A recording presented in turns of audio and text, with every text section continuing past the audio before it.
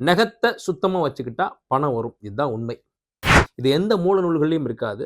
இது ஒரு தாந்திரிக் பரிகாரம். எந்த வீட்ல நெயில் கட்டர் தேடுறீங்களோ, அந்த வீட்ல பண கஷ்டம் இருக்கும். இந்த மாரி நெகத்த பராமரிக்கிற எல்லோருக்கும் அந்த வருமான தடைகள் அகன்று அவங்களுக்கு பணம் கண்டிப்பாக வரும்.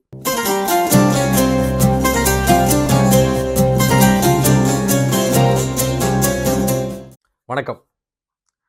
நகம் நம்ம கையிலயும் கால்லயும் வளரக்கூடிய நகம். அதற்கும் நம்மளுடைய பொருளாதார வளர்ச்சிக்கும் நேரடி தொடர்பு இருக்கு அப்படின்னு நம்புவீங்களா? நிச்சயமா இருக்கு. இந்த நகம் அப்படிங்கிறது வாரா வாரம் வளரக்கூடியது. பலரும் பார்த்தீங்கன்னா, அந்த நகத்த பராமரிக்கிறதே கிடையாது. அது பாட்டுக்கு ஆண்களா இருந்தாலும் சரி, பெண்களா இருந்தாலும் சரி. நீங்க பெண்கள் நகம் வளர்க்கிறதா இருந்தா கூட, அத அழகா சுத்தப்படுத்தி, அத அழகா ஷேப் பண்ணி, அதன் மீது நீங்க நகைப்பூச்சு வச்சுட்டா கூட அது டீசென்ட்டா இருக்குமே தவிர, நீங்க நகத்த பராமரிக்காம விட்டீங்கன்னா, அது அழுக்கு சேர்ந்து, இல்ல அதிகமா வளர்ந்து, அது ஒரு அருவருப்பான ஒரு அமைப்ப குடுக்கும்.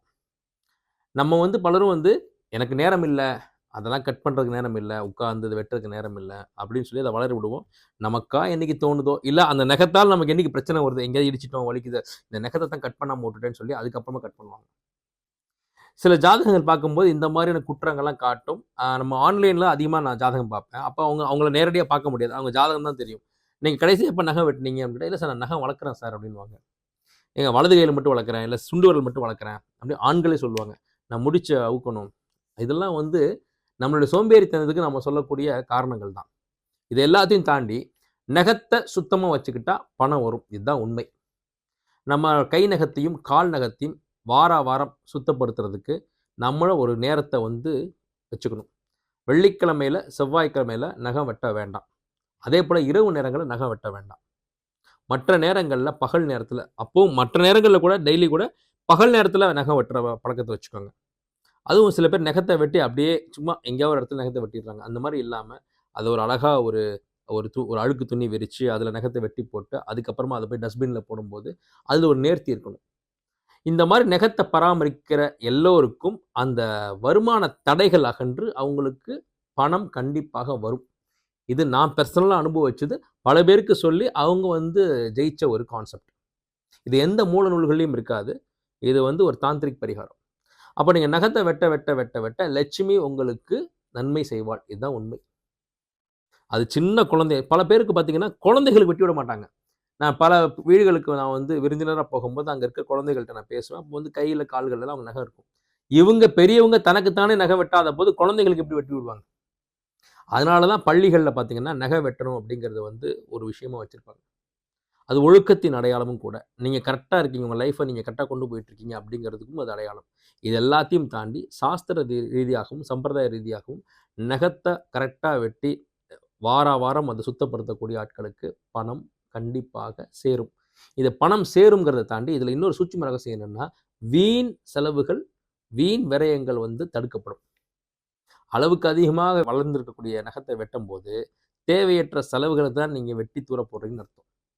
இங்க நகத்த வெட்டி தூர போட்டுட்டீங்கன்னா, தேவையில்லாத செலவுகள், அசுப செலவுகள் உங்களுக்கு நேராது. நல்ல செலவுகள் ஏற்படும். சுப செலவுகள் ஏற்படும். இல்லைன்னா பணம் தங்கும், பணம் சேமிப்பாகும். அப்ப இந்த மாரி விஷயங்கள் பண்றதுக்கு உங்களுக்கு பெரிய செலவுகள் இல்ல. ஒரு அந்த நெயில் கட்டர் கூட ரொம்ப முக்கியம். சில பேர் அப்படியே துரு பிடிச்ச நெயில் கட்டர் வச்சிருப்பாங்க. பழைய நெயில் கட்டர் வச்சிருப்பாங்க. ஏதோ ஆன்டிக் ப்ராடக்ட் மாரி வச்சிருப்பாங்க. இது எங்க தாத்தா பயன்படுத்தின பொருள்ங்கிற மாரி அந்த நெயில் கட்டர் வச்சிருப்பாங்க. அதெல்லாம் ரொம்ப தவறு. ஒரு லட்சுமி கடாட்சம் தரக்கூடிய விஷயத்த நீங்க செய்ய போறீங்கன்றப்ப, எப்போ அந்த நெயில் கட்டர் பழசாகுதோ, அப்ப புது நெயில் கட்டர் வாங்க. நெயில் கட்டர் ஒண்ணும் ரொம்ப விலைலாம் இல்ல. ஒரு நல்ல நெயில் கட்டர். ஏன்னா, உங்களுடைய நகத்தோட, உங்களுடைய தோலோட சேர்ந்து செய்யக்கூடிய விஷயம். போய் சேரக்கூடிய விஷயம். அதுல ஏதாவது தேவையற்ற கிருமிகள், தேவையற்ற அழுக்குகள் இருந்தா, அதுவே உங்களுக்கு பெரிய பாதிப்ப குடுத்து, அதிலிருந்து பிரச்சனைகள் வர ஆரம்பிக்கும். கர்மா எங்கனாலும் வேலை செய்யும். அப்ப நெக வெட்டி, இந்த நெயில் கட்டர் எப்பவும் பளிச்சுன்னு சுத்தமா இருக்கணும். நல்லா அத கிளீன் பண்ணி வைங்க. அத வைக்கிறதுக்குன்னு ஒரு இடம் வச்சுக்கோங்க. ஏன்னா, நம்ம வீடுகள்ல நெயில் கட்டர் தேடுவோம் பார்த்துருக்கீங்களா? அப்ப அங்கேயே கர்மா இருக்குன்னு அர்த்தம். எந்த வீட்ல நெயில் கட்டர் தேடுறீங்களோ, அந்த வீட்ல பண கஷ்டம் இருக்கும். கமெண்ட்ல தெரிவிங்க. உங்க வீட்ல நெயில் கட்டர் தேடுறீங்களா? உங்ககிட்ட பண கஷ்டம் இருக்கான்னா, ஆமான்னு சொல்லுவாங்க. நெயில் கட்டர வைக்கிறதுக்குன்னு ஒரு இடம் வச்சுக்கோங்க. ஓ சில பேருக்கு சீப்புல பார்த்தீங்கன்னா, அழுக்கு இருக்கும். அப்படியே வச்சிருப்பாங்க. அதில பெண்களுடைய முடியெல்லாம் இருக்கும். அப்படியே இருக்கும். அந்த வீடுகள்ல போய் பார்த்து அந்த சீப்ப பார்த்தாலே தெரிஞ்சு போயிரும். அந்த வீட்ல லட்சுமி இருக்காங்களா? பணம் இருக்கா? இல்லையான்னு. பணமே வந்தாலும் அது செலவாயிடும்.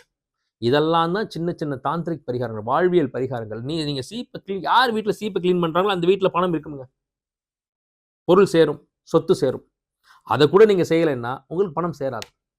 இதெல்லாம் வந்து ஆண்கள் பெண்கள் எல்லாரும் பண்ணலாம். சில பேர் இதெல்லாம் என் ஒய்ஃப் பண்ண வேண்டிய வேலை சார். இன்னும் அப்படி கிடையாது. இதுக்கு முந்தைய பதிவில் சொல்லியிருப்பேன். நம்ம வீட்டு ரெஸ்ட் ரூமை கூட நம்ம எல்லாரும் சுத்தப்படுத்தணும். உங்களால் சுத்தப்படுத்த முடியலைங்கிற பட்சத்தில் யாரையாவது வச்சா சுத்தப்படுத்தணும். ஆனால் ரெஸ்ட் ரூம் சுத்தமாக இருக்கணும். அதுபோல் இந்த விஷயங்கள்லாம் இதுக்குன்ற ஆளை வைக்க முடியும். நீங்கள் பயன்படுத்துகிற சீப்பை நீங்கள் தான் சுத்தப்படுத்தணும். நீங்கள் பயன்படுத்துகிற நிலைக்கற்ற நீங்கள் தான் சுத்தப்படுத்தணும். இந்த மாதிரி நீங்கள் உங்கள் உடலோடு தொடர்புடைய ஒவ்வொரு விஷயத்தையும் சுத்தமாக வச்சிருக்க நிச்சயமாக பணம் வரும். இதற்கும் பணத்துக்கும் என்ன சம்பந்தம் இருக்குன்னு தர்க்கம் பேசுகிறவங்களுக்கு இந்த பதிவு கிடையாது. இந்த பதிவு பணம் சம்பாதிக்கணும், நல்ல வழியில் சம்பாதிக்கணும், அந்த பணம் தங்கணும், அந்த பணம் நமக்கு பயன்படணுன்றவங்களுக்கான பதிவு இது. இதெல்லாம் செஞ்சீங்கன்னா நிச்சயமாக பணம் வரும். நெயில் கற்றும் உங்கள் தலைக்கு செய்கிற சீப்பும் சுத்தமாக இருக்கணும் எப்போவுமே.